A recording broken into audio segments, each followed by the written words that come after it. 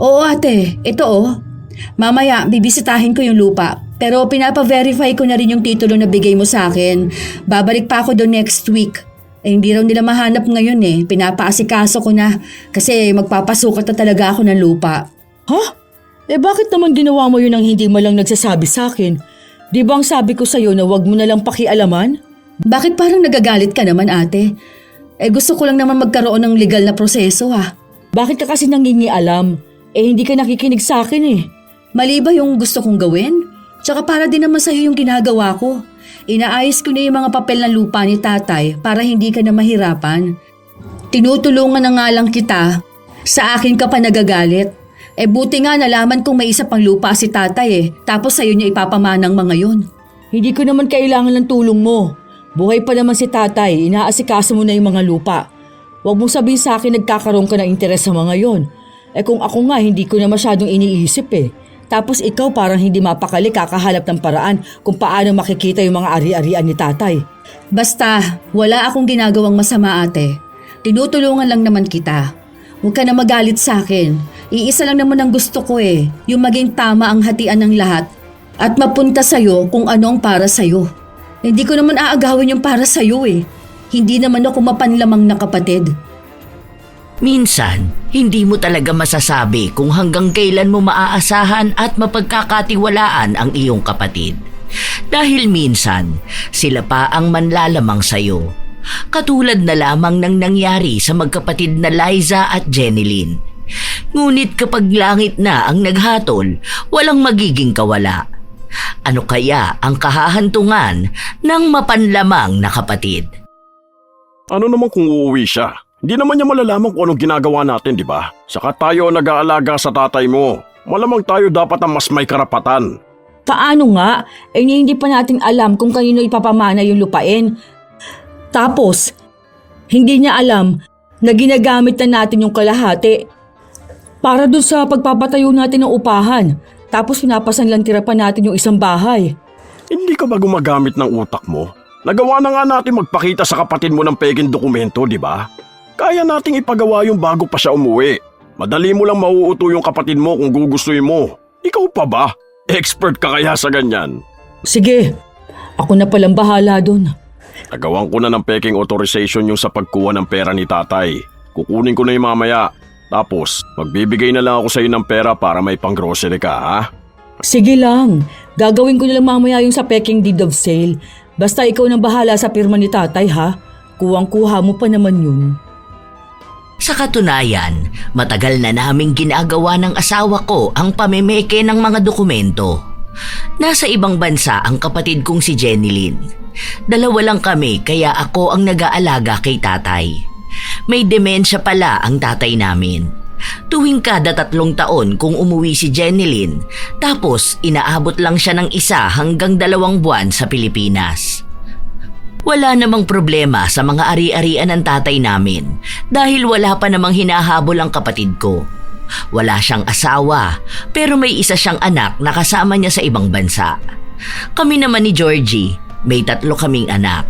Lahat yon nasa poder namin at yung panganay ko na may asawa na. Nagpatayo ako ng bahay doon sa isang parte ng lupain ni tatay kahit na walang opisyal na paglipat ng lupa. Inaasikaso na namin yon, pero mahirap gawin dahil kailangan namin ng legal na hakbang.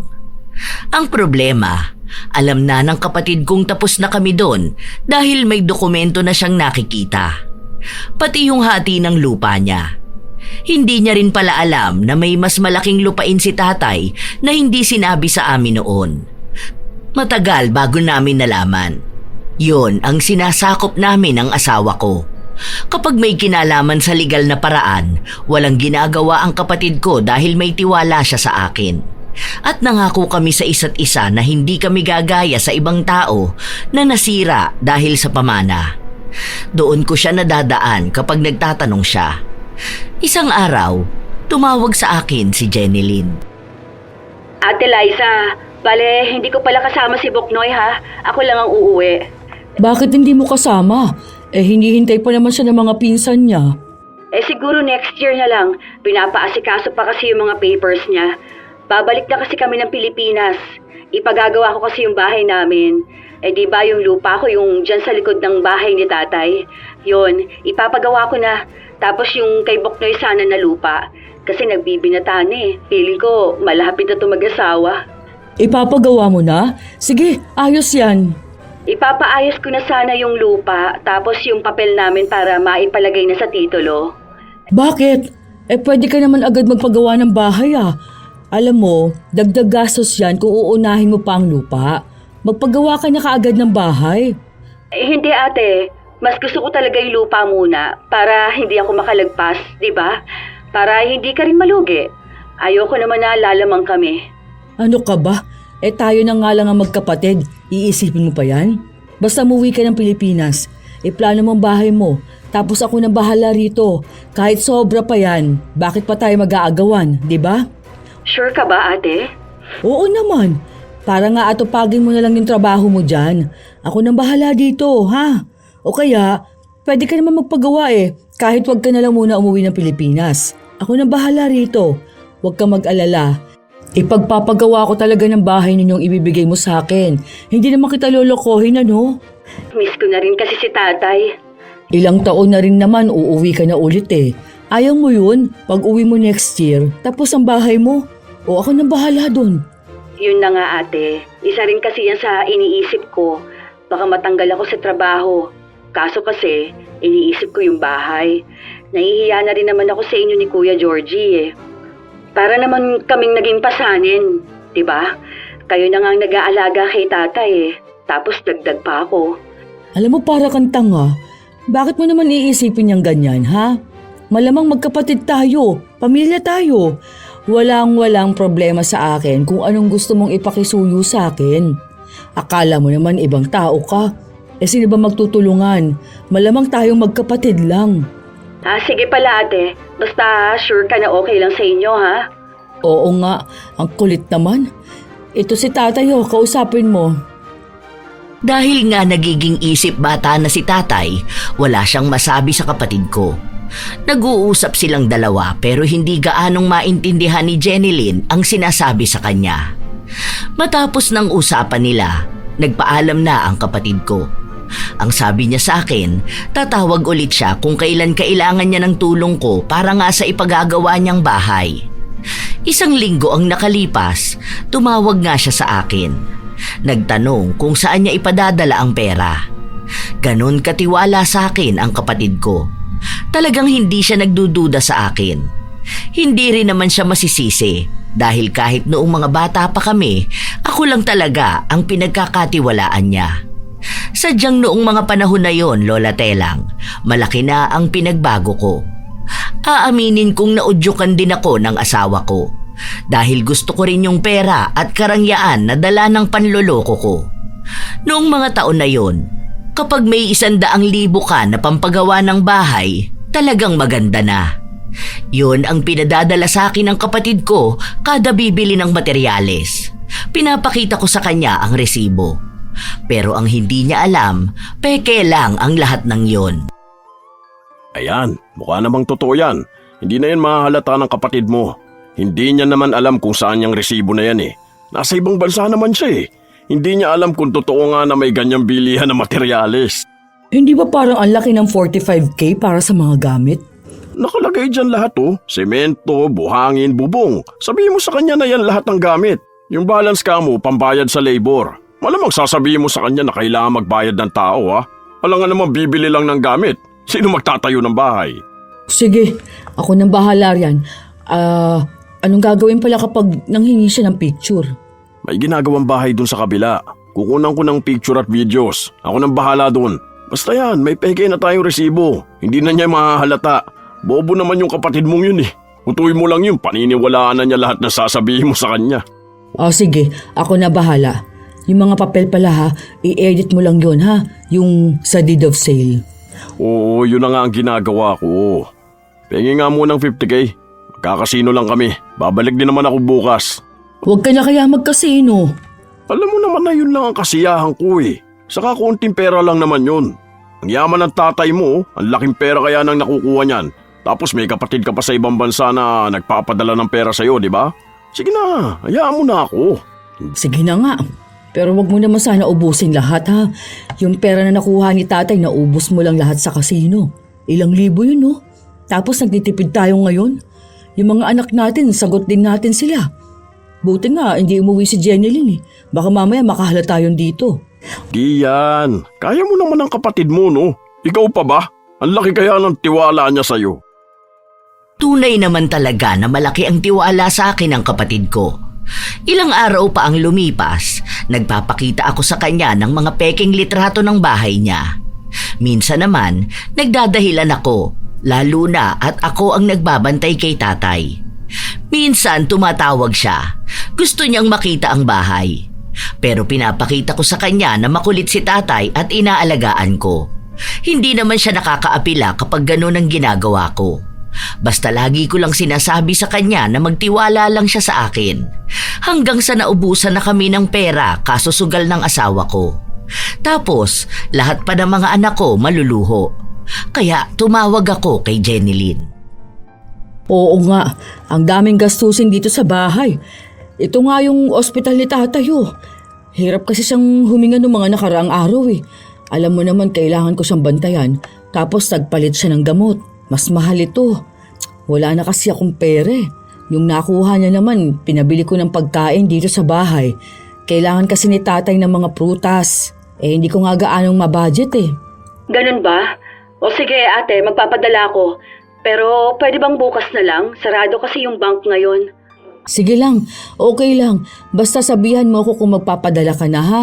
Para alam ko, busy kasi ako mag-alaga kay tatay. Ang kulit. Sobrang hindi ko rin pwedeng basta iwan to eh. Kaya hindi ako makapag-update sa bahay mo. Alam mo ba, nung nakaraan, kukuha sana ako ng video sa bahay mo. Tapos tatawagan na lang sana kita. Kaso, si tatay ayun, nagtatatakbo sa labas. Muntikan pang tumawid. Grabing kaba ko nun. Hala, buti na lang naabutan mo agad. Yun na nga. Kaya nga hindi ko maiwan-iwan. Grabe. Kaya pasensya ka na ha kung hindi ko maipakita yung paggawa ng bahay mo. Pero okay naman, mabilis yung mga nakuha namin magtrabaho dun. Kumusta naman si Kuya Georgie? May work na ba siya? Oo, namamasukan nga siya doon sa ginagawa mong bahay. Kako, doon na lang muna siya habang naghihintay pa siya ma-process yung papel niya. Ang hirap pala talaga makapunta sa Brazil ano. Bakit kasi hindi na lang siya dyan? Mag-alaga na lang kaya kayo ng manok? Mag-farm kayo, baboy, ganun. Gusto nga namin yun. Ang kaso lang, paano yung puhunan, di ba? Alam nga namang gastusin ko yung pera ni tatay. Sa kanya pa nga lang kulang na. Hayaan mo, kapag naibenta ko itong bahay namin, bibigyan ko kayo ng panimula, ha? Ibebenta mo ang bahay niyo dyan? Oo ate, kasi hindi naman na kami babalik dito eh. Diyan na nga kami titira, di ba? Kaya nga pinapagawa na yung bahay dyan. Hindi ba nga akala ko kasi bibisita lang kayo dito, ganun? Hindi ko naman alam na talagang dito na kayo. Diyan na lang talaga kami ate. Ang layo kasi rito eh. Tsaka iba pa rin kapag sa Pilipinas. Para mas makasama ko rin si tatay ha. Para kayo rin. Para magkakalapit na tayo ate. Tapos saka ka mag-apply ng trabaho dito? Ang baba ng sahod sa Pilipinas kung alam mo lang. Magne-negosyo ako, di ba? Ang balak ko, mag-invest nga dun sa farm. Tapos hati tayo dun para may pagkakitaan din kayo kahit nasa bahay kayo. Tapos, magtatayo sana ako ng tapsilugan. Tapos kukuha ako ng pwesto sa palengke. Karne, ganun. Kapag meron na tayong maayos na farm. Yung ganun sa pangarap natin noon, no? Yun na nga. Kaya nga gusto ko na yun matuloy. Pero alam ko namang matutuloy yun. May tiwala naman ako. Sige, next year na para makauwi ka na, no?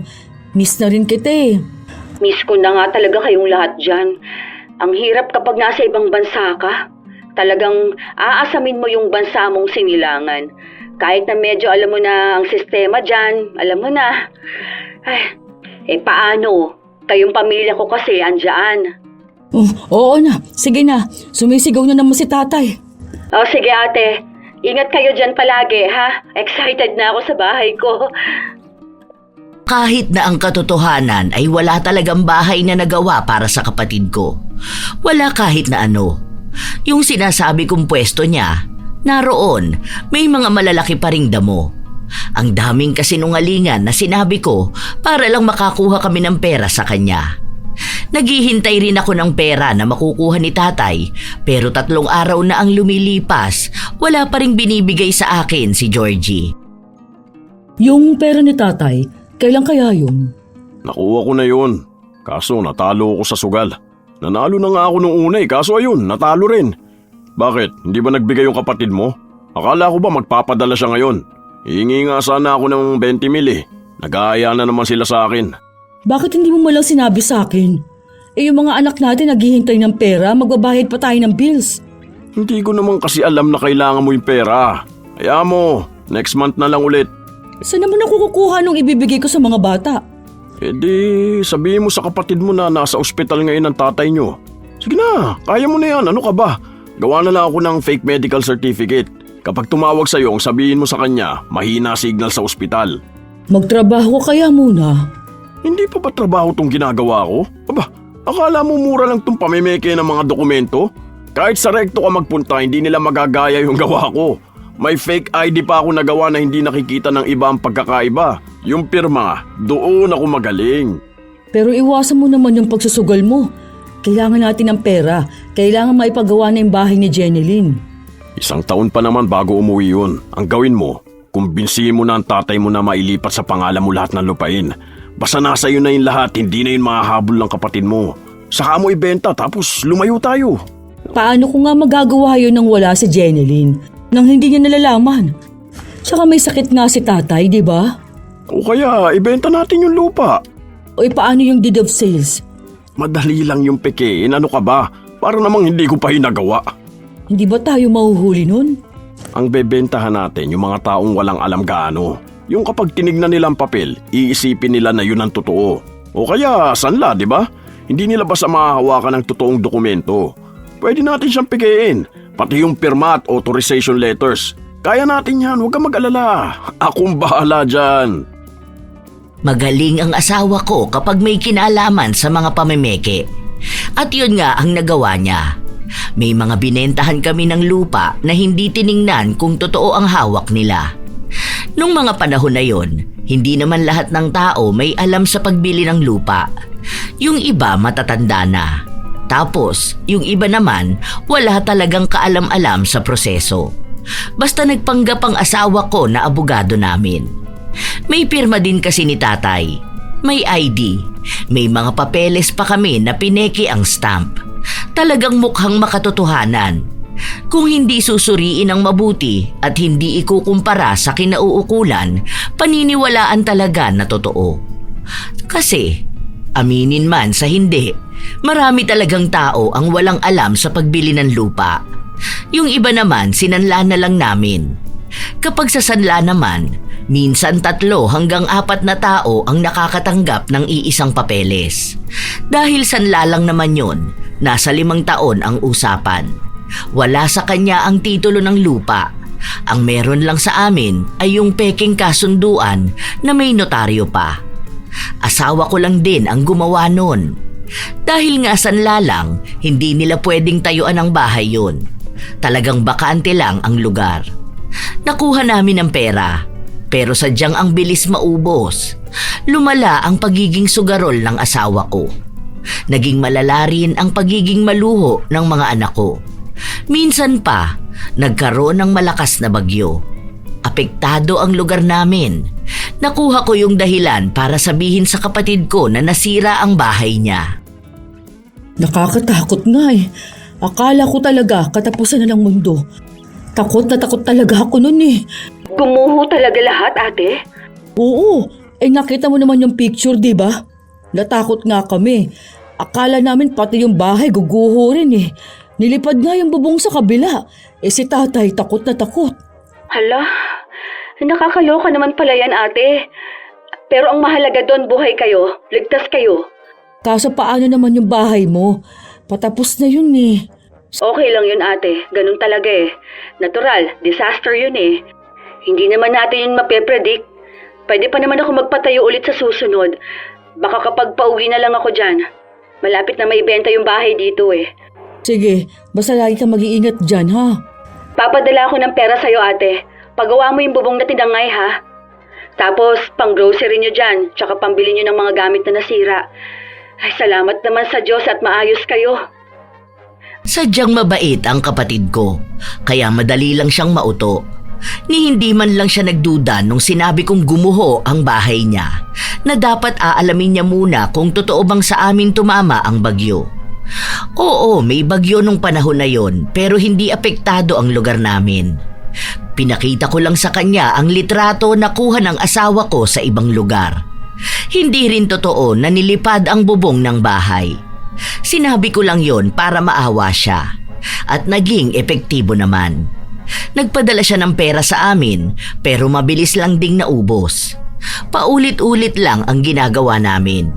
Kapag nakakakuha ng pera ang asawa ko sa pera ng tatay ko, ipinangsusugal niya. Tapos yung kalahati para naman sa mga anak namin. Walang nagbabago. Nandadaya pa rin kami ng mga pirma at papeles dahil nagsasanla pa rin kami ng lupain. Pati yung bahay ni tatay, nakasanla na rin. Minsan pa, tumawag sa akin ang kapatid ko. Ang sabi niya, uuwi siya sa susunod na linggo. Paano yan? Anong sasabihin ko kay Jeneline? Paano kapag nakita niya yung bahay niya na hindi naman talaga nagiba? Ako nang bahala doon. Pwede naman tayo maglagay ng peking pundasyon doon. Sasabihin na lang natin na yun na lang ang natira. Kasi nga nalinis na natin yung mga nagiba. Bakit ba lagi ka na lang tensyonado? Siyempre, baka mamaya mahuli na tayo. Gaano raw ba siya katagal dito? Hindi ko nga alam pero ang sabi niya babalik din daw siya. Hindi ko lang alam kung anong balak niyang puntahan at gawin dito. Baka naman gusto niya lang makita si tatay. Hayaan mo siya, di naman di mapagduda yung kapatid mo na yun Alam mo naman na isang salita mo lang sa kanya, paniniwalaan ka na niya, di ba? Unahan mo na agad ng pagpapaawa. Tapos yung mga papel dyan, ako nang bahala doon. May mga stamp din naman ako. Tapos yung mga pirma, gayang-gaya ko yun. Huwag lang siyang pupunta mismo para ipacheck kung tunay yun. Sana nga wag. Anong sana? Huwag talaga. Gawan mo ng paraan para hindi siya magpunta doon. Ano ka ba? Kapag nahuli tayong peke lahat ng papel natin, makukulong tayong dalawa. Kinakabahan na ako. Diyan, huwag ka lang magpapakita ng kaba dun sa kapatid mo. Tandaan mo, kailangan natin ng pera para sa mga anak natin. Yung kapatid mo, mayaman naman na yun Tapos ikaw pa nag-aalaga sa tatay mo. Panganay ka pa.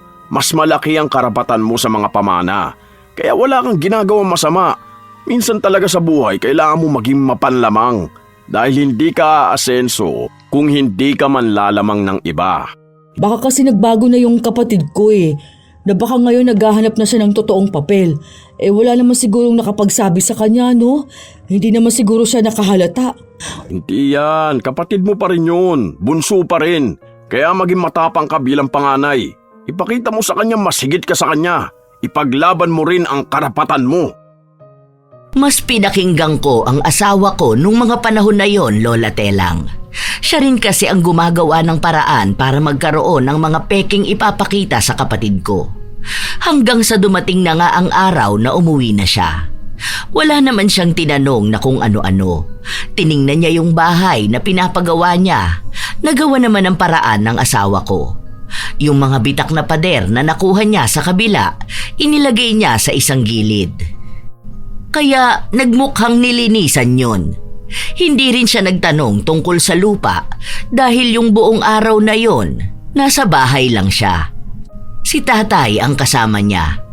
Tapos kaming pamilya. Hindi niya pala kasama ang anak niya kaya alam kong babalik pa yon ng ibang bansa. Kinabukasan, maaga akong gumising para lang magluto. Good morning, ate. Ang aga mo naman gumising. Oo, ganito talaga gising ko. Magluluto pa kasi ako Alam mo naman si tatay kada umaga lagi naghahanap yun ng pagkain. Kaya dapat nakapagluto na rin ako. Oo nga pala, ate.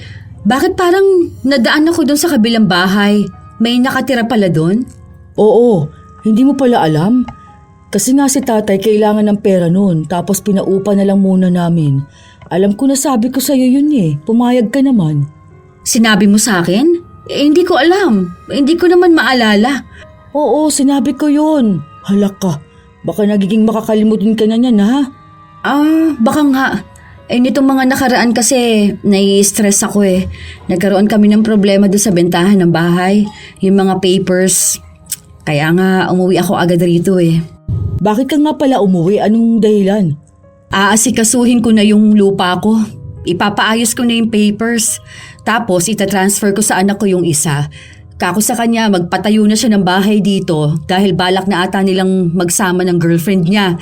Kako bago siya mag-asawa magpatayo siya ng bahay. Yung papel talaga ng lupa ang uunahin? Hindi ba pwedeng magtayo na muna sila dyan? Hindi naman kasi pwede yon ate. Ayoko namang maging unfair sa inyo yung ganun. 3 ang anak mo. Malamang kapag lumaki at nagkaroon ng asawang mga yun magpapagawa din sila ng bahay. O isaan naman sila magpapatayo kung sakali mang masasakop namin. Gusto ko kasi yung tama lang sana ang hatian. Hindi kami susobra. Ano ka ba? Pamilya tayo. Hindi na para isipin pa kung anong sobra at hindi.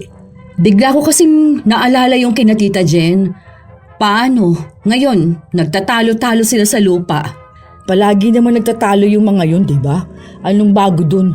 Mga bata pa lang tayo, halos magpatayan na sila para lang maangkin ang lupa ng kung sino sa lahi nila. Yung sa atin lang ang hindi nila makuha dahil wala silang kahit na anong hawak. Tsaka hindi naman to pamana kina tatay. Sila mismo ang bumili nito. Yung mga anak kasi nila ang nagtatalo-talo ngayon. Ayoko namang mangyayari yun sa mga anak natin na sila yung mag-aaway ng dahil lang sa lupa. Hindi naman siguro. Dahil pinangaralan na natin sila, di ba? Na mas mahalaga pa rin ang pamilya kaysa sa lupa. Naku, hindi natin masasabi yan ate. Lalo na iba-ibang iniisip ng mga tao ngayon. Kaya siguro wala pang agawang nangyayari kasi nga buhay pa tayong dalawa. Paano kung tumanda na tayo? Paano kung wala na tayo? Paano kung sa susunod na henerasyon pa? Huwag mo na munang isipin niya mga ganyan-ganyan. Nagpapaka-stress ka dyan. Kung magpapatayo kayo ng bahay magpatayo kayo. Ganun lang yun. Sa kanya yan. Maniwala tayo na mas mananaig sa kanilang dugo ng pamilya natin kaysa ang pagiging mapanlamang. Mabait ang kapatid ko. Alam ko kung paano ko mahuhuli ang emosyon niya at hindi nga ako nagkamali. Pero ramdam ko na may kaunti pa ring pagpupursige sa kanya na pangalanan ko na ang lupa. Hindi pwede yun. Dahil ang titulo na hawak niya, peke lang yun. Akala ko nga nun, maayos na ang lahat. Tumigil na siyang magtanong tungkol sa lupa. Hanggang sa isang araw, hindi ko alam kung paano niya nahalungkat ang pekeng kasulatan na ginawa namin. Para kunwari, gawa yun ni tatay. Itinago ko nga yun para kung sakali na mawala si tatay, lalabas na iniwan niya ang sulat na yon sa akin. May pirma kasi ni tatay yun. Pero asawa ko lang ang gumawa. Detalyado lahat doon, nakalagay na may isa pang ari-arian si tatay na sa akin mapupunta. Hindi ko alam. Saan mo ba nakita yan? Ang dami naman kasing gamit ni tatay, hindi pa ako naglilinis. Tignan mo nga yan. Puro papeles na hindi ko maintindihan. Wala akong oras magtrabaho Basta ang ginawa ko, lahat ng gamit niya pinagsama-sama ko lang dyan. Ano bang nakalagay dyan? Ibibigay raw sa yung lahat ng ari-arian niya. May isa pa palang lupa si tatay. Alam mo rin ba to? Isa pang lupa? Hindi. Saan daw ba yan? Wala namang nakasulat. Baka naman gawa-gawa lang to ni tatay. Alam mo naman yun. Kung ano-ano na lang ang ginagawa. Nung nakaraan nga, naghahanap siya sa akin ng papel at susulatan niya raw si nanay. Nililigawan niya raw yung magandang babae. Minsan nagsusulat siya tapos nakapangalan sa kung kanino. Pipirma siya. Tapos mamaya, hahanap siya ng kung ano-anong picture na bigay raw ni kung sino. Hindi ko naman kilala. Minsan matino siyang kinakausap ako, pero madalas talaga, malala yung demensya niya. Malay mo naman, totoo to, di ba?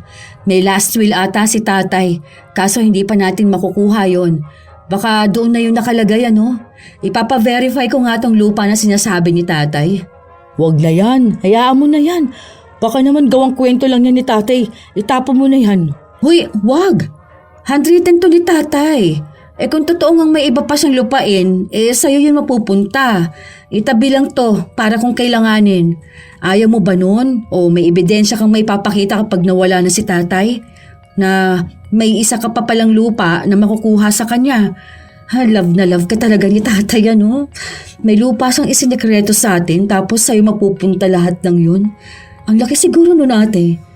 Kung ganun, pwede ka na siguro dun mag-farm. Hindi ko alam kasi wala naman akong nakikita na titulo ng isang bahay. Maglinis kaya tayo. Maghahalongkat ako ng mga gamit. Baka naitago ni tatay yung titulo para dun. Wag na, ano ka ba? Nagpapakapagod ka lang. Malapit ka na nga bumalik sa inyo eh. Dapat magpahinga ka naman. Kapag nasa ibang bansa ka, wala kang pahinga. Hanggang dito ba naman? Umayos ka nga dyan. Hayaan mo na yan. Buhay pa naman si tatay. Mas mahalaga yon. Kung makikita man natin yung titulo at kung totoo nga na may iba pang lupa si tatay, eh di maayos. Sa ngayon, hindi ko na iniintindi yung ganyan eh. Huwag ka na rin magpaka-stress ha. Sure ka ba? Bakit hindi ka excited na malaman yun?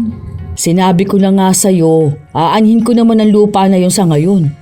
Basta ang iniisip ko si tatay, nakasama pa natin. Pero mas maganda kung malaman natin kung totoo nga. Hindi naman ako maiinggit doon ate, ano ka ba?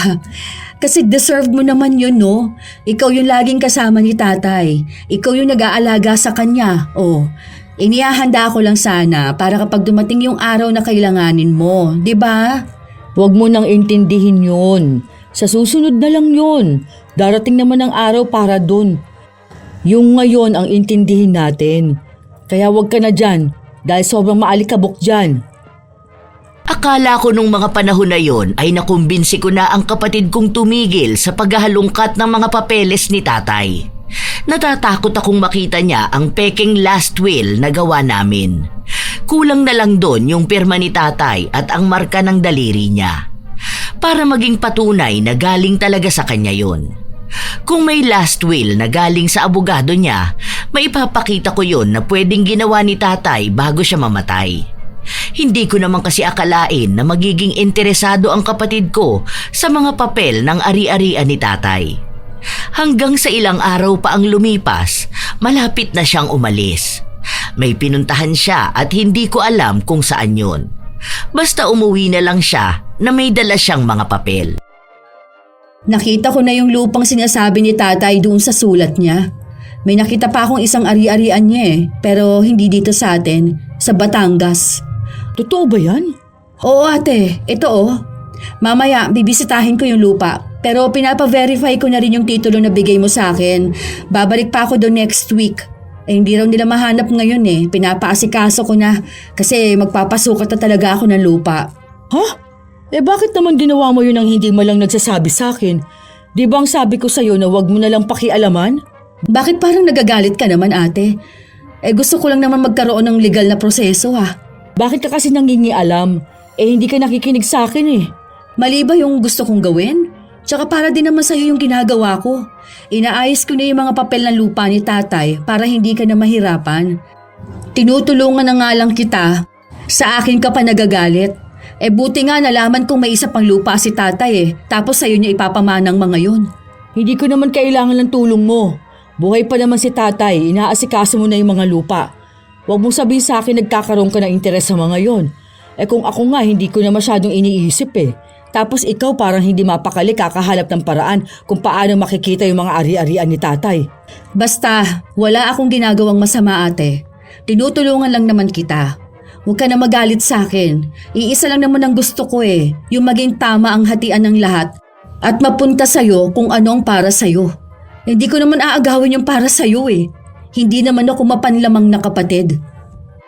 Hindi ko alam kung bakit kinakabahan ako dahil iniisip ko na malapit na kaming mahuli ni Jenilyn.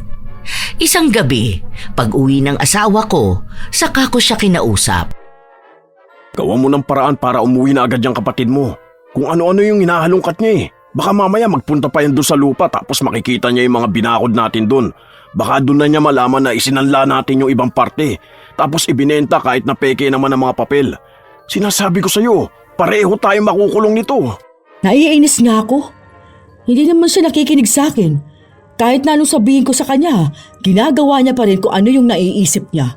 Hindi ka kasi nakinig sa akin Ang sabi ko sa'yo na gumawa tayo ng paraan para mamatay na yung tatay niyo.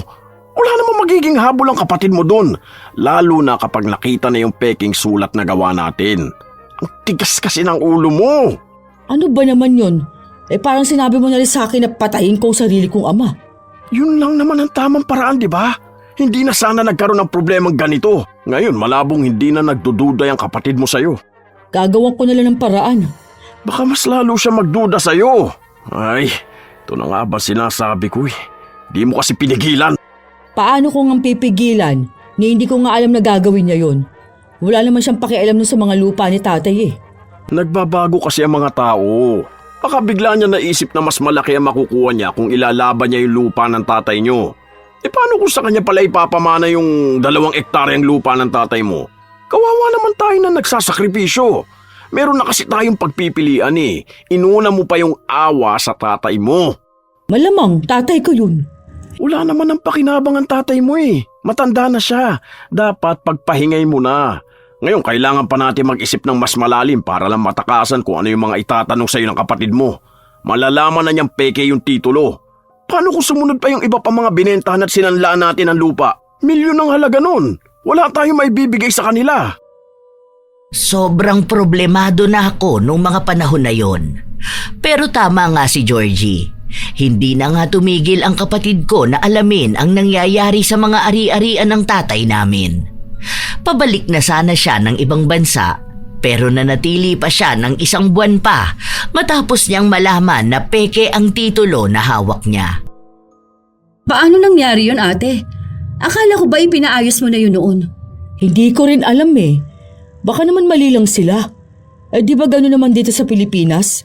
Minsan mali-mali sila. Hindi talaga, ate. Lumabas talaga na peke. Nasaan na yung totoong titulo ni tatay? Bakit kasi kailangan mo pang hanapin? Karapatan ko naman yun dahil anak ako ni tatay. Nalaman ko rin na yung mga resibong ibinigay mo sa akin, mga peke. Pati yung sa ospital ni tatay. Wala siyang record dun sa ospital na sinend mo sa akin. Wala rin yung ibang check-up niya. Bakit naman ganun, ate? Niloloko mo ba ako? Hoy, hindi kita niloloko ha? Bakit ko naman gagawin yun? Eh hindi ko rin alam kung bakit mo yun gagawin. Hindi ko alam kung anong motibo mo maliban sa pera. Hindi ako manloloko. Hindi ko naman pepekein yung mga sinasabi mo, ano? May isa pa ako nalaman. Yung mga pagkuha ninyo ng pera ni tatay. Saan nyo dinadala lahat? Kay tatay mismo. Malamang kailangan ko siya alagaan eh. Pagkain niya, bayad sa bills, o sa gamot niya, sa lahat. Ano bang akala mo? Pati yun kinukuha ko? Grabe ka naman kumambintang sa akin. Tumira ka lang sa ibang bansa, ganyan ka na? Hindi ako nang bibintang, ate. Nagtatanong ako. Ganon na rin yun. Parang may iba kang pinahihiwatig sa akin. Nakakasama ka naman ng loob. Pasensya ka na, ate. Pero may mga kailangan lang akong asikasuhin ngayon, lalo na sa mga ari-arian ni tatay. Hindi ba ang usapan natin? Hindi tayo gagaya sa iba na aangkinin ng lahat? Dapat meron tayong sapat na hatian? O, hating kapatid? Bakit, ate? Inaangkin ko ba lahat? May kailangan lang akong gawin at patunayan. Hindi ko naman kukunin kung ano ang iyo eh. Basta yon ang tama. Kung sobra naman sa akin, magbibigay ako sa'yo. Ayokong isipin at mukhang hindi ko makakayanang tanggapin na baka ikaw na yung gumagawa ng mga sinabi nating hindi natin gagawin. Ayokong isipin. Kasi masasaktan ako, ate. Ikaw lang kasi yung nag-iisang pamilya ko maliban kay tatay. Simula mga bata pa lang tayo, magkakampi na tayo eh. Kaya kung totoo man ang hinala ko, hindi mo alam kung gaano yun magiging masakit sa kalooban ko. Hindi ka naman masasaktan dahil wala naman akong ginagawang masama. Ikaw lang ang nag-iisip ng kung ano-ano. Sana nga, ate. Sana nga. Nagpatuloy ang pag-iimbestiga ng kapatid ko sa mga ari-arian ng tatay namin. Doon na niya nalaman ang mga usapin tungkol sa pagsanlako ng ilang bahagi ng lupa. Pati na rin ang sa lumang bahay. Tapos, ibang pagbenta ko ng mga lupa na hindi niya alam. At ang malala pa, nalaman niyang peke ang mga papel na binigay ko sa mga tao na yon. Nalaman na niya ang mga panloloko ko. Wala na akong kawala. Kahit na anong paliwanag ko, alam kong hindi na ako lulusot. Kaya kinausap ko na ang asawa ko. Tumakas na lang tayo. Kung tatakas tayo, saan naman tayo kukuha ng pera, ha? May ipon ba tayo? May naitabi ba tayo? Gawin natin ang paraan. Alam ko may mga magreklamo na sa atin. Gawa mo ng paraan, ha? Ikaw ang makiusap dun sa kapatid mo. Milyon naman ang magiging halaga nung maibebenta niyang ari-arian dun sa ibang bansa, di ba?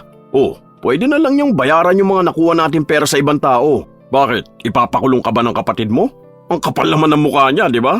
Kung hindi siya, paano yung iba na gustong magsampa ng kaso sa ating dalawa? Malaking kaso ang kinasangkutan natin. Pinekay natin ang mga dokumento, yung mga resibo, o tapos mga pirma. Lahat yun peke. Alam mo naman na malaking kaso ang falsification case at estafa. Makiusap ka na lang sa kapatid mo. Sabihin mo na lang na nagawa mo yun dahil kailangan talaga ng tatay nyo. Mapera naman si Jenilyn eh. Alam nga naman, pababayaan ka ng kapatid mo na makulong, di ba? Kung tatakas tayo, wala tayong pera. Hindi ko na alam kung anong gagawin ko. Iniisip ko rin ang mga anak ko. Paano kapag nalaman nila na gano'n ang ginawa namin ng tatay nila? Anong magiging reaksyon nila? Paano kung mapahiya sila? Paano kami tatakas lahat? Hindi ko na alam. Parang sa ilang taon na naming ginagawa yon, ngayon lang talaga nagkaroon ng problema. Tapos talagang tuloy-tuloy pa. Ayokong isipin na karma na namin ito. Pero kasi parang doon na nga papunta. Ayokong makulong. Kaya sinubukan kong makiusap sa kapatid ko, pero sinabi na niya sa akin na inakyat na ng ibang mga pinagbentahan at pinagsanlaan namin ng lupa ang kaso.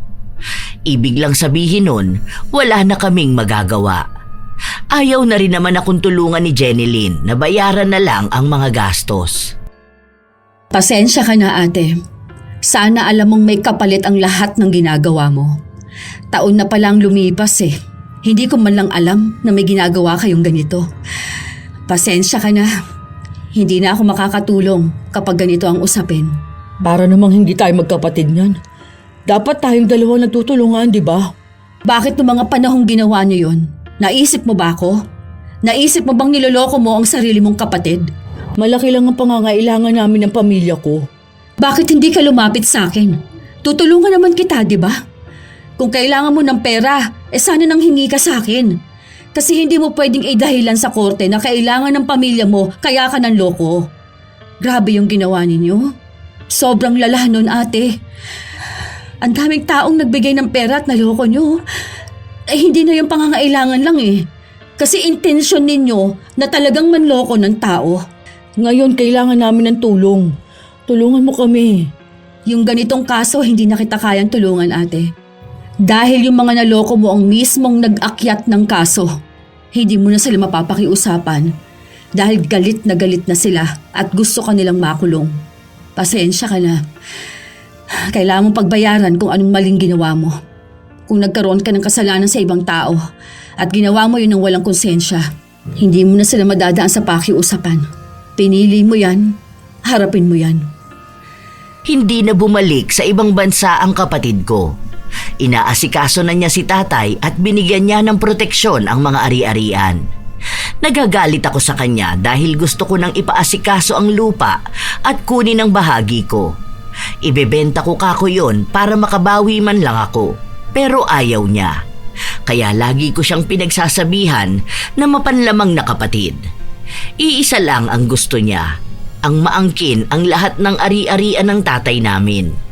Nagkukunwari lang siyang mabait sa akin. Isang araw, nakita ko siyang kinukuha si tatay.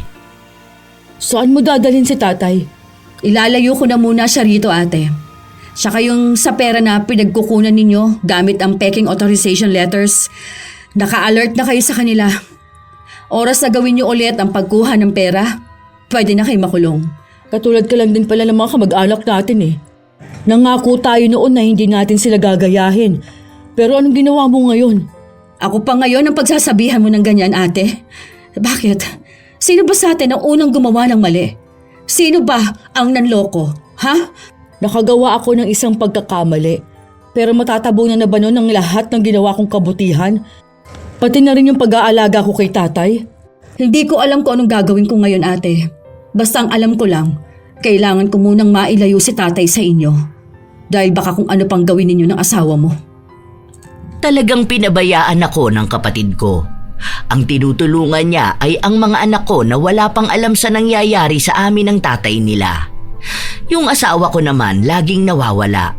Laging nasa sugalan. Hindi ko pa alam kung marami ba siyang utang, pero alam kong marami ngayon dahil wala na kaming nakukuhang pera. Takot na ako.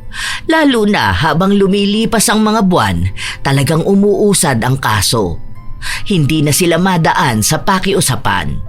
Hindi ko na madala sa mga salita ko ang kapatid ko. Hanggang sa isang gabi, nagmamadali ang asawa kong umuwi. Bilisan mo, kunin mo na lang yung mga kailangan mo. Ha? Anong nangyayari? Bakit ka ba nagmamadali? May humahabol ba sa'yo? Basta bilisan mo na lang, aalis tayo. Magtatago tayo. Saka ko na lang ipapaliwanag sa'yo. Hindi ko alam kung bakit, pero nagmadali na lang akong kunin ang mga importante naming gamit. Isang bag lang ang bitbit namin dahil nagmamadali talaga ang asawa ko. Hindi ko alam kung saan galing ang pera niya, pero may nagamit kami para makasakay ng bus at pambayad ng roro. Nagtungo kami noon sa Mindoro. Sa Tagum parte. Hindi ko alam kung sino yung kamag-anak niyang nandun, pero mukhang may alam siya sa lugar na yon. May tinirhan kaming maliit na bahay. Nagpakalma muna kaming dalawa bago namin pinag-usapan ang nangyari. Bakit ba nagmamadali kang umalis tayo? Ano bang nangyayari kasi? May humahabol ba sa atin? May nagtatangka ba ng buhay natin, ha? Bakit hindi mo pa kasi sabihin sa akin? Nag-aalala ako. Maglalabas na sila ng warrant of arrest sa atin. Kaya magtatago na lang tayo rito. Wala namang ibang nakakakilala sa atin dito eh. May pinsan ako rito pero mas maaasahan ko naman siya kaysa dun sa kapatid mo. Huwag mong kausapin kahit sinong kakilala mo ha. Dahil baka isuplong nila tayo. Lalo na yung kapatid mong dahilan kung bakit tayo naging wanted. Saan ka kumuha ng pera? Di ba wala kang kahit na magkano? Malaking pera yung nakita ko sa bag mo kanina. Hindi na mahalaga yun. Basta nakaalis na tayo. Hindi mo na problema kung anong ginawa ko para magkaroon ng pera. Paano naman yung mga anak natin doon? Ano na mangyayari sa kanila? Baka naman mapahamak sila. Hindi naman sila mapapahamak. Dahil hindi naman sila kasali sa kaso eh. Tayong dalawa lang. Siguro naman hindi sila pababayaan ng kapatid mo. Malambot ang puso ng kapatid mo pagdating sa mga pamangkin niya. Sadyang may galit lang yun sa'yo kaya ayaw kang tulungan. Hanggang kailan tayo ganito? Hanggang kailan tayo magtatago? Naging wanted na tayo nito. Hanggang sa humupa na yung issue. Pwede naman tayo magtagal dito eh. Walang magtuturo sa atin dito. Wala ring nakakaalam ng kaso natin. Ang layo na natin para mahabol pa nila tayo hanggang dito, no? Magpapalit naman tayo ng pangalan at pagkatao natin eh. Huwag ka lang tanga para hindi tayo mahuli ha. Nai-stress na ako. Ano na mangyayari sa buhay natin ito? Huwag mo sabihin na habang buhay na tayo magtatago sa kanilang lahat. Paano na tayo? Paano na natin makakausap ang mga anak natin? Paano kung kailangan nila tayo? Baka nahihirapan na rin sila. Ano na? Hindi ko kaya yung ganito lang tayo. Di ko alam. Sa ngayon, wag na muna yun ang isipin mo. Ang mahalaga, nakatakas tayo. Anong gusto mo, makulong tayo ng ilang taon? Dahil ako ayoko nun. Buwisit kasi yung kapatid mo eh. Hindi sana ganito yung pagdaraanan natin. Doon na nagsimulang maging magulo ang buhay namin. Lumabas ang mga mukha namin sa dyaryo. Kaya bibihira lang kaming lumabas. Walang trabaho. Naging matiisin sa gutom. Walang kahit na anong koneksyon sa mga anak ko.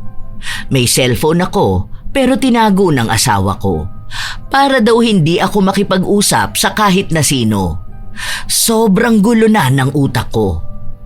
Ang masasabi ko lang, Lola Telang, hindi ko na kaya. Ang dami kong pagsisisi sa buhay ko. Maayos naman sana ang lahat. Pero bakit umabot na ako sa ganitong punto? Nagtatago na ako mula sa mundo. Naaawa ako sa mga anak ko dahil alam kong nakarating na sa kanila ito. Paano kung mapahamak din sila? Kung mapahiya sila dahil lang sa ginawa ng mga magulang nila? Hindi ko na alam. Tapos yung tatay ko rin iniisip ko. Hindi ko na siya nakakasama. Pati ang kapatid ko. Tuwing gabi, lagi na lang akong umiiyak. Lagi kong sinisisi ang sarili ko. Desisyon ko yun noon, kaya walang ibang dapat managot kundi ako. Doon ko rin napagtanto na ganun pala talaga ang karma, Lola Telang. Matagal man naganap, pero talagang lumalapit pa rin sa panahong akala mo ay kalmado ang lahat. Siguro, mga halos 4 na buwan kaming nagtago ng asawa ko, hanggang sa naisipan ko ng sumuko. Sinabi ko sa kanya yon, pero nagalit siya sa akin. Talaga bang nababaliw ka na? Kailangan nating harapin kung ano yung ginawa nating mali. Dapat alam natin na sa ganito talaga tayo mauuwi. Nanloko tayo ng tao eh. Batas na yung kinalaban natin. Umpisa pa lang na ginawa natin ito, alam na natin kahahantukan natin kapag nagkahulihan na. Hindi ako papayag na makukulong ako. Ayoko! Pero ano ba tong ginawa natin? Eh di ba, kinukulong din naman natin ang sarili natin. Andito tayo, hindi naman tayo malaya. Parehas lang yun. Lalo lang natin pinapalala yung sitwasyon natin. Mas maganda na kung pagbabayaran natin yung kasalanan natin. Hindi naman kasi magiging ganito kung inayos mo lang sana lahat. Kung ginawan mo ng paraan, hindi yung lahat na lang inasa mo sa akin. Ikaw ang may kasalanan kung bakit ganito nangyari sa akin. Hindi lang ako may gusto ng ganito. Baka nakakalimutan mong dalawa tayo at mas malaki ang naging pakinabang mo. Karma na natin ito. Wala nang naiwan sa atin kahit dignidad, said na said. Karma mo lang ha, nadamay lang ako. Ikaw lang dapat ang nakakaranas ng karma, hindi ako. Ngayon sa akin mo nilang ibinabato lahat. Kung hindi ka lang sana naging sugarol at inubos ang lahat ng pera natin, sana hindi ko to gagawin. Huwag lang sa akin ang bato ng kasalanan dahil hindi lang akong gumawa nito. At hindi ko naman yung magagawa kung wala kang malaking parte, di ba? Sa'yo lahat galing ng peking dokumento, pati yung mga peking pirma. Huwag kang magpanggap na parang hindi mo rin naman ginusto na maging mapanlamang na kapatid. Naiinggit ka talaga sa kapatid mo, di ba? Kasi siya may magandang buhay habang ikaw nag-aalaga ng tatay mo na hindi mo alam kung may pamana ka bang makukuha o sa kapatid mo lang ibibigay lahat. Karma mo lang to, hindi ako kasama. Nadamay lang ako sa'yo. Ito na talaga ang karma ko. Pati asawa ko pinaparamdam na sa aking ako lang ang may kasalanan ng lahat. Nawala na talaga ang lahat sa akin. Hindi ko na alam kung may pwede pa akong kapitan. Ginawa ko to. Malamang sa akin ang lahat ng bagsak ng sisi at galit. Lalo na ngayon na tumakas at nagtago pa ako. Magiging mas mabigat palalo ang kaso ko. Hindi lang dito sa lupa, kundi pati na rin sa langit. Ito na ang parusa sa akin. Nawalan na ako ng pamilya, nawalan ako ng asawa at dignidad. Wala na akong mukhang ipapakita sa ibang tao. Dahil malamang kahit mga anak ko, ikahihiya na ako ang naging nanay nila. Sobrang na-stress ako. Wala na nga kaming makain, hindi pa ako makakain. Hindi ako makatulog dahil para akong laging binabangungot. Lagi ako nagigising sa 10 oras ng gabi dahil pakiramdam ko nasa isang madilim akong lugar na hindi ako makatakas. Yung asawa ko pa laging naging aligaga. Hanggang sa naisipan kong buksan ang cellphone ko. Maya-maya pa, nabasa ko ang mga text sa akin ng kapatid ko. Sinasabi niya sa akin na sumuko na lang ako para kahit papaano ay bumaba pa ang sentensya ko. Hindi ko alam kung anong gagawin ko dahil natatakot ako. Nagulat din ako nung tumawag sa akin ang kapatid ko. Hindi ko alam kung bakit sinagot ko. Ate? Hello, ate? Ate, alam ko naririnig mo ko. Please, hanggat may pagkakataon ka pa, huwag mong palalain ang problema mo. Alam mo bang lagi kang hinahanap ni tatay? Lagi niyang tinatanong kung nasaan ka. Kahit na hindi niya maalala kung sino ka. Tapos lagi niyang binabanggit na gusto niyang makita ang paborito niyang anak. Ate, alam kong malaki ang naging kasalanan mo. Pero may panahon pa para magbago ka. Huwag mong ikulong ang sarili mo sa pagkakasala na pwede mong pagbayaran ng ilang taon lang. Hanggat kaya mong baguhin ang buhay mo, baguhin mo ngayon. Maging matapang kang harapin ang kasalanan mo. Maging matapang ka sa pagbabago. Nakakatakot, oo, sa ngayon.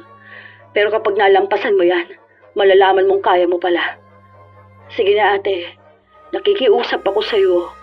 Sumuko ka na bago pa mahuli ang lahat. Hindi ako sumagot. Pinatay ko agad ang tawag. Pati ang cellphone pinatay ko. Talagang natatakot ako. Naguguluhan ang utak ko. Ang daming tumatakbo na kung ano-ano. Iniisip ko na paano kung sumuko ako. Pag-uusapan ako ng mga tao. Kapag hindi ako sumuko, lalo akong pag-uusapan. Mas lalo akong malalayo sa mga anak ko at sa buhay na dapat meron ako.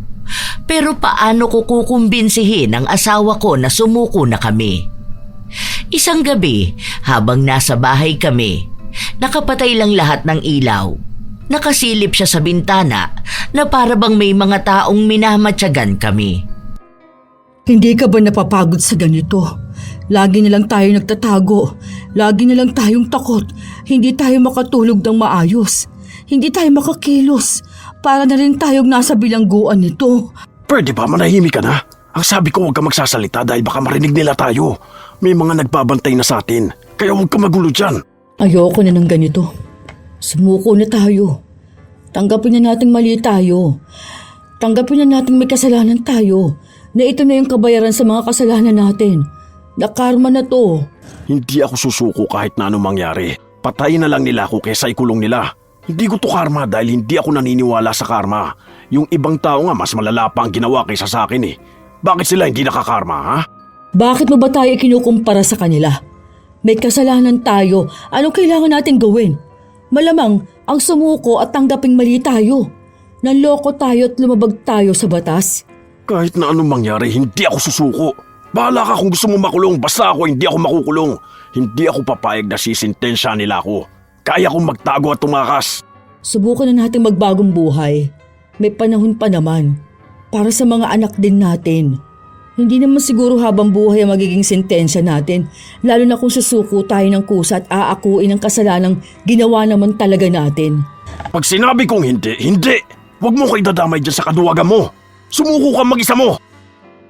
Ayaw talaga ng asawa ko. Nagmamatigas siya. Pero ako, habang tumatagal, lagi kong naiisip ang sinabi sa akin ng kapatid ko. Gusto ko ng pagbabago. Kung hindi ako kikilos ngayon, alam kong lalala lang ang lahat. Hindi ko na hinintay ang asawa ko. Hindi ko na siya pinilit. Isinuko kong mag-isa ang sarili ko. Iniisip ko na lang na parang wala na rin naman sa akin ang lahat. Kaya bakit hindi ko papanindigan ang kasalanan ko? Kung hindi na nila ako tatanggapin, hindi ko na sila masisisi.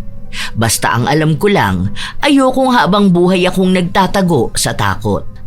Ito ang unang beses na nagdesisyon ako para sa sarili ko. Nakulong ako noon, Lola Telang.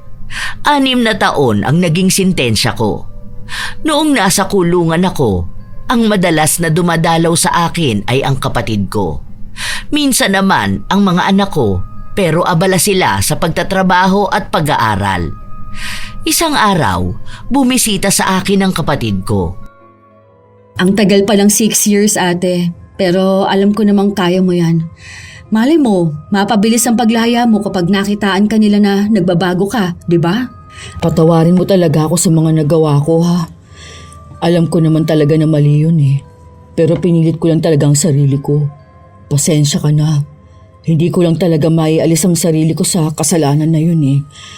Hindi ko napigilan na maging mapanlamang na kapatid.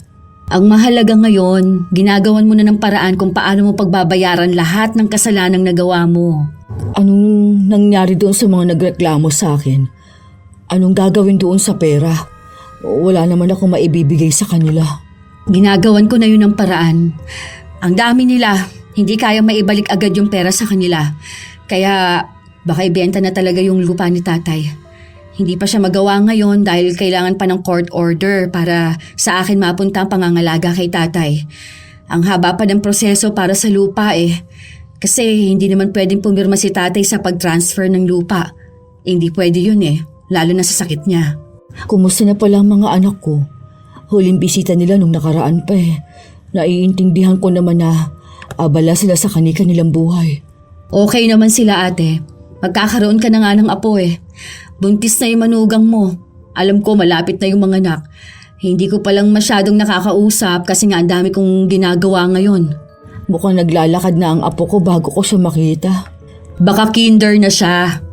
Baka sasagot na yun ng 1+1. Oo nga, 6 years pa kasi. Hayaan mo, magiging mabait na apo naman siya. Nabalitaan mo na ba yung nangyari kay Kuya Georgie? Mukhang hindi pa. Kasi wala ka pang reaksyon. Wala akong balita sa asawa ko.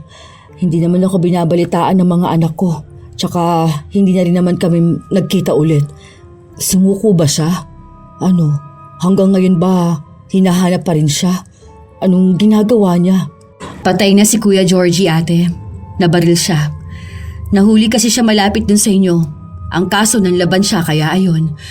Hindi ko alam kung bakit hindi sinabi sa inyo mga anak mo, pero 3 buwan nang nakararaan.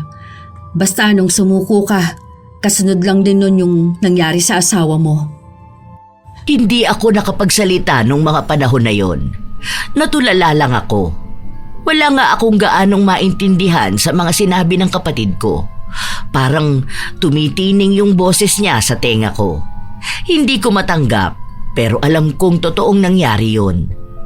Masakit yun sa akin dahil asawa ko yun. Tapos hindi ko man lang siya nakita sa huling sandali. Wala man lang nagsabi sa akin. Ang bigat sa dibdib. Lagi pa akong umiiyak nun. Lagi kong binabalikan ang mga araw na nagdesisyon akong manloko kasama ang asawa ko. Iniisip kong kung iba ang naging desisyon at pasya ko nung mga panahon na yon, andito kaya ako sa kulungan habang umiiyak at nagluluksa sa pagkamatay ng asawa ko?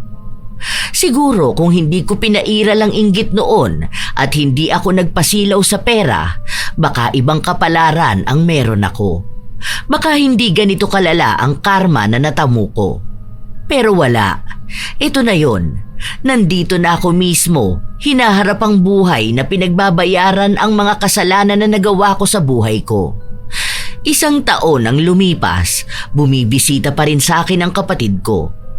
Hanggang sa isang araw, Wala na si tatay, ate. Kagabi lang. Ano? Teka, paano nangyari? Nagkasakit ba siya? May nangyari ba sa kanyang masama? Mahina na kasi si tatay, ate. Matanda na siya. Nasa 96 na siya, di ba? Hindi na kinaya ng katawan niya. Nagpaalam na siya sa atin. Pwede ko bang makita si tatay kahit sa huling pagkakataon? Hindi ko alam, ate. Kailangan pang ipaalam yun. Susubukan ko kung papayagan ka kahit na saglit lang. Hindi man lang ako nakahingi ng tawad kay tatay sa mga nagawa kong mali sa kanya. Hindi ko bala siya nayakap. Anong klaseng anak ako? Napakasama ko kasing tao kaya ganito na kagrabe ang karma meron ako. Nagsunod-sunod naman. Alam mo ba, ate, na ikaw yung binabanggit niya kagabi? Parang bumalik lahat ng alaala ni tatay ng mga sandali na yun. Hinahanap ka niya. Sinasabi niya sa akin na gusto ka niya makita. Yung pangalan mo ang huling nabanggit eh. Gusto kong makita si tatay kahit sa huling sandali. Gusto kong humingi ng tawad sa mga nagawa ko, sa mga kasalanan ko sa pamilya natin. Please, gumawa ka ng paraan para makita ko man lang si tatay kahit na sandali lang. sobrang bigat ng dibdib ko noon. Parang hinahati at sinasaksak kada hihinga ako. Hindi ko akalain na sa ganung pagkakataon ako babalikan ng karma. Hindi ko na nakita ang labi ng asawa ko, ni hindi ko pa nakita sa huling pagkakataon ang tatay ko. Ganon kalupit ang karma na tumama sa akin. Hindi kasi naaprubahan ang pag-apila ko na makita ang tatay ko. Kaya nung inilibing siya, nasa loob ako ng selda, naghihinagpis at nagsisisi sa lahat ng ginawa ko. Ang dami kong napalampas sa buhay ko, Lola Telang. Grabe ang pagsisisi ko talaga nung mga panahon na yon. Humihiling ako noon na sana maibalik ko ang panahon dahil alam ko na kung paano itatama ang lahat. Pero sadyang tunay nga na nasa huli ang pagsisisi. Saka mo gugustuhing magbago kapag huli na ang lahat. Kung kailan wala ka ng takas. Sa 6 na taon kong nakulong, ang dami kong natutunan. Doon din ako napalapit sa Diyos. Ang dami kong isinuko na kasalanan at pangako ng pagbabago. Makalipas ang 6 na taon, doon ako nakalabas. Ang una kong pinuntahan ay ang puntod ng tatay ko. Ay, yan. Masaya na si tatay kasi nadalaw mo na siya. Grabe, 5 taon na pala wala si tatay. Parang kailan lang yun. Pero hanggang ngayon ang sakit pa rin. 2 mahal ko sa buhay ang hindi ko na nakita sa huling pagkakataon. Alam mo ba kung saan nakalibing ang asawa ko? Pero alam ko na masaya siya ngayon dahil nakikita niyang nakalabas ka na sa kulungan at nagsisimulang magbago. Yun lang naman ang gusto ni tatay. Si Kuya Georgie, alam ko naman pero hindi dito. Sa Mindoro, ate. Tapos ang kumuha kasi ng bangkay niya, yung mga kapatid niya eh. Alam ko na alam ng anak mo kung saan. Ikaw na lang magtanong sa kanila, ate. Sana napatawad na rin ako ni tatay. Pati na rin ni nanay. Lalo na ang dami kong nilabag doon sa mga utos nila noon. Yung mga pangaral nila sa atin na huwag tayong magiging mapanlamang. Na mahalin natin ang isa't isa. Mga bata pa lang tayo nang tinuturo na yun. Kung kailan lumaki saka hindi na naalala. Mahal na mahal tayo ni tatay. Kaya alam kong napatawad ka na niya. Sana napatawad mo na rin ang sarili mo. Sana napatawad mo na rin ako. Pasensya ka na kung naging mapanlamang ako, ha? Kung niloko kita ng napakahabang panahon. Pero pangako ko, magiging magkakampi na ulit tayo. Wala na yung panluloko. Wala nang dahilan pa para lamangan ka. Dahil wala namang kahit na ano sa akin. Nakuha ko na ang last will ni tatay. Sa'yo naman pala talaga nakapangalan ng lupa niya. Tapos sa akin yung isang parte. Mas lamang ang iyo, pero dahil nagkaroon ka ng kaso, na-void lahat ng pamana mo kaya sa akin napunta lahat. Okay lang yun, ganun talaga. Magsisimula na lang ulit ako. Pero baka pwedeng makitira muna ako sa bahay mo. Ate, may bahay ka. Yung bahay ni tatay. Hindi naman sa akin yun, no? Sa'yo na lahat yun. Oh, magkapatid tayo, di ba? Kahit naman niloko mo ko, magkadugo pa rin tayo. Ibibigay ko sa'yo yun. Maghahati tayo sa lupa. Yung hating kapatid, walang mas lamang, kundi pantay. Wag na, ano ka ba? Sa'yo yun. Hindi mo dapat basta binibigay sa akin. Sapat na yung napatawad mo ko. Tapos tinulungan mo ang mga anak ko nung panahong wala ako sa tabi nila. Basta, yun ang naisip ko, kaya yun ang gagawin ko. Bibigyan kita dahil kapatid kita at naniniwala akong nagbago ka na talaga. Magkapatid tayo, di ba? Doon ko talaga mas lalong napagtanto ang pagmamahal sa akin ng kapatid ko. Hindi ko inakala na matapos ang mahabang panahon na niloko ko siya, pinatawad, tinanggap at minahal niya pa rin ako bilang kapatid niya. Isa ito sa palatandaan kong may pag-asa pa ring magbago kahit na tulad kong makasalanan. Sa ngayon, maayos naming pinapatakbo ang farm na pinagawa namin ng kapatid ko. Manukan at babuyan yun. Yung mga anak ko naman nagtatrabaho rin doon. Tinutulungan kami. Lahat ng anak ko may pamilya na at nakikita ko na nagtutulungan sila. Nagiging gabay din nila ako para hindi nila magawa ang katulad ng kasalanang nagawa ko. Maraming salamat po, Lola Telang, na tinanggap nyo ang kwento ko para maibahagi sa lahat. Minsan talaga, may mga taong nasisilaw sa pera at nagiging dahilan yon para manlamang sila ng kapwa. Walang kadugo, walang pamilya, walang kapatid. Sa mata nila, mas mabigat ang halaga ng titulo kaysa dugo. Mas mahalaga ang pera kaysa alaala ng pagpapalaki at pagmamahal. Ngunit may isang katotohanan na madalas nilang kalimutan. Ang panlalamang ay may hangganan. Maaaring pansamantalang manalo ang tuso, maaaring magmukhang tahimik ang kasinungalingan, at maaaring umusad ang buhay na tila walang kapalit ang ginawang kasamaan. Pero darating at darating ang araw ng paniningil. Dahil ang lupa ay may batas at ang bawat pirma ay may pananagutan. Ang kasinungalingan ay maaaring gawing dokumento, pero hindi nito kayang gawing totoo ang mali. At kahit makalusot sa mata ng tao, hindi kailanman makakalusot sa mata ng konsensya. Mas masakit pa sa kulungan ang mawalan ng tiwala. Mas mabigat pa sa sintensya ang mawalan ng kapatid. At mas mahaba pa sa anumang hatol ang habang buhay na pagsisisi kapag napagtanto mong ang sinira mo ay hindi lang ari-arian kundi relasyon na hindi na kayang buuin pa. Ang kayamanan ay maaaring mawala at bumalik, ngunit ang tiwala kapag nawala, bihira nang maibalik. Ang pagiging kapatid ay hindi nasusukat sa hatian ng lupa, kundi sa kung paano mo piniling manatiling tapat kahit may pagkakataong manlamang. Tandaan, ang mapanlamang ay maaaring magtatagumpay sa simula, pero laging talo sa dulo, sapagkat dalawang batas ang nilabag. Ang batas ng tao at ang batas ng langit. Walang tagong sapat. Walang pirma ang makapagliligtas at walang pera ang kayang ipambayad sa karma. Kaya lagi tayong maging maingat, mga apo.